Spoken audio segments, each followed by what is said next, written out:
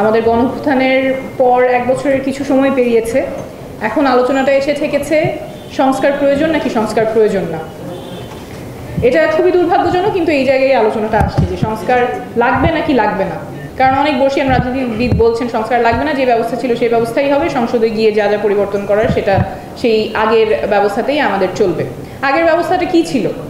আগের ব্যবস্থা ছিল প্রধানমন্ত্রীর একচ্ছত্র ক্ষমতা, যেখানে বিচার বিভাগকে সম্পূর্ণভাবে রাজনীতিকরণ করা যায়, যেখানে পলিটিক্স জুডিশিয়ালাইজেশন হয়, যেখানে অ্যাডমিনিস্ট্রেশন পুরোটা কুক্ষিগত থাকতে পারে এবং সেখানে কোনো জবাবদিহিতে নিশ্চয়তার জায়গা নাই। কারণ যেই ক্যাবিনেটকে দুর্নীতি দমন কমিশন অ্যাকাউন্টেবল রাখবে, সেই দুর্নীতি দমন কমিশনের নিয়োগ দিবে স্বরাষ্ট্রমন্ত্রী, বাছাই কমিটিতে থাকবে তারা।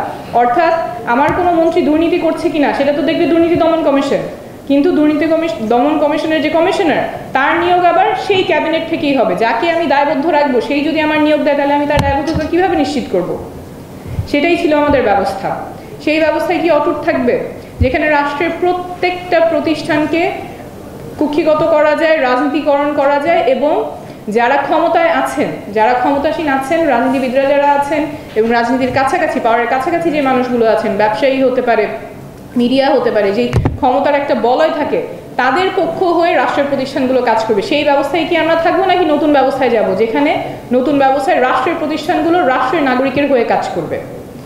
সেই আকাঙ্ক্ষা থেকেই কিন্তু এই যে এত কিছু হলো, ঐকমত্য কমিশন হলো, সব রাজনীতিবিদরা একসাথে বসলেন যে পরিবর্তন দরকার, কিন্তু এই শেষমেশ এসে আমরা রাজনীতিবিদদের কাছ থেকে শুনতে পাচ্ছি যে সংস্কার নাকি প্রয়োজন নাই। তো আমাদের শুধুমাত্র সংস্কার না, আসলে অভ্যুত্থানের পরে কিন্তু আমরা যেটা বারবার এসেছে সেটা হচ্ছে বাংলাদেশ 2.0। শুধুমাত্র সংস্কার না, একটা আমূল পরিবর্তন, একটা রিসেট বাটনের কথা সবাই বলেছে। সেই রিসেট বাটনের কতখানি এসেছে ঐকমত্য কমিশনে, সেটা নিয়ে ডিবেট থাকতে পারে, এবং আছে অনেকগুলো হতাশার জায়গা আছে। তবে একটা জিনিস, যেহেতু জেসিনাপা এখানে আছেন, আমি একটু পরিষ্কার করে জেসিনাপা বলছিলেন ঐকমত্য কমিশনের প্রপোজাল কিন্তু জুলাই সনদে স্বাক্ষর হয় নাই। যেমন আর্টিকেল 70 নিয়ে হাউসে অনেকগুলো মতামত ছিল, বিভিন্ন রাজনৈতিক দলের বিভিন্ন ধরনের মতামত ছিল। কেউ কেউ চেয়েছিলেন, যেমন জাতীয় নাগরিক পার্টির পক্ষ থেকে আমরা চেয়েছিলাম যে আর্টিকেল 70 থাকবে না, যাতে যারা জনগণের প্রতিনিধিত্ব করবেন সংসদে, যারা জনগণের ভোটে নির্বাচিত হয়ে সংসদে যাবেন, তারা স্বাধীনভাবে ভোট দিতে পারবেন। তারা দলের পক্ষ হয়ে ভোট দিতে হবে এরকম বাধ্যবাধকতাতে যাতে না থাকেন, তারা স্বাধীনভাবে জনগণের প্রতিনিধিত্ব করতে পারেন, দলের প্রতিনিধিত্ব যাতে না করতে হয়। তো আমরা চাচ্ছিলাম আর্টিকেল 70 সম্পূর্ণভাবে যাতে বাতিল হয়। আবার বিএনপি চাচ্ছিল না, এখানে 4টা এক্সেপশন থাকবে। তো তারপরে অনেক আলোচনার মধ্যে ঐকমত্য হলো যে ঠিক আছে, 2টা এক্সেপশন নিয়ে আমরা এটা সনদে সন্নিবেশিত করব। তো তাহলে ওইভাবেই তারপরে যখন সব রাজনৈতিক দলের একটা সাফিসিয়েন্ট কনসেনসাস হলো যে 2টা এক্সেপশন থাকবে আর্টিকেল 70, সেটার উপরে সনদে ঢুকেছে। তো ফাইনালি সনদে যে জিনিসগুলো এসেছে সেটা কিন্তু রাজনৈতিক দলের ঐকমত্যের ভিত্তিতেই। আরেকটা, যেমন নারীদের প্রতিনিধিত্ব জাতীয় সংসদে, সেখানে সংবিধান সংস্কার কমিশনের একটা প্রপোজাল ছিল, নির্বাচন সংস্কার কমিশনের একটা প্রপোজাল ছিল যে সংরক্ষিত আসন 50 থেকে 100-তে উন্নীত হবে এবং 100 আসন সরাসরি নির্বাচন এর মাধ্যমে নারীরা সংসদে যাবেন। পদ্ধতি 2টা কমিশনের 2 রকম ছিল। সেটা কিন্তু ফাইনালি আমাদের যে জুলাই সনদ এইখানে পৌঁছায় নাই, কারণ রাজনীতিবিদেরা এই জায়গায় একমত হতে পারেননি, এবং এটা খুবই দুর্ভাগ্যজনক।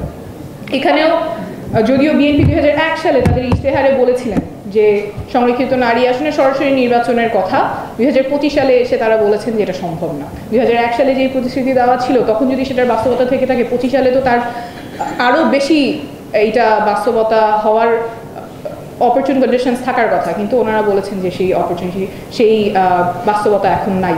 তো ফাইনালি কি হলো? ফাইনালি জুলাই সনদে আসলো যে মাত্র 5% পার্টিগুলোকে বলা হবে নমিনেশন দিতে। And this is not progress at all. Our politicians have failed the women.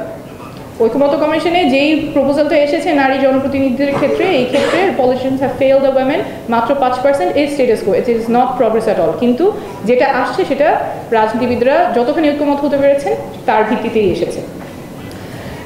এখন শেষ কথা যেটা, সেটা হচ্ছে সনদের বাস্তবায়ন নিয়ে কথা বলতে হচ্ছে। যে কোনো সনদের বাস্তবায়নই তো থাকার কথা, বাস্তবায়ন না হলে সেই সনদটা এত কথা হলো কেন? তার মানে বাস্তবায়নের রূপরেখা না থাকলে তো আর সেই সনদে সই করা আর না করা প্রায় একই কথা। এরকম আমরা সনদ, কমিশন রিপোর্ট অনেকগুলো দেখেছি, এখনও অনেকগুলো কমিশনের রিপোর্টের বাস্তবায়নের রূপরেখা নাই, স্বাস্থ্য কমিশনের বাস্তবায়নের রূপরেখা নাই। ঐকমত্য কমিশন যেটাতে এত ইনভেস্ট করা হলো, সবাই সময় দিলেন, সবাই এটার প্রতি মনোযোগ দিলেন, এত সিনসিয়ারিটি নিয়ে সবাই আলোচনা করলেন, সেটারও বাস্তবায়নের রূপরেখা নিয়ে আলাদা করে কথা বলতে হচ্ছে, আলাদা করে স্ট্যান্ড নিতে হচ্ছে। তবে আমরা আশাবাদী এখানে একটা সুন্দর বাস্তবায়নের রূপরেখা থাকবে, আগের মতো আর হবে না যেখানে সনদ হয়, অনেক কথা হয়, অনেক আলোচনা হয়, অনেক চুক্তি হয়, কিন্তু সেটা আর আলোর মুখ দেখে না, জনগণের কোনো কল্যাণে আসে না। সেটা যাতে এখানে না হয় সেজন্য আমরা এনসিপি থেকে অনেক স্ট্রং পজিশন নিয়েছি।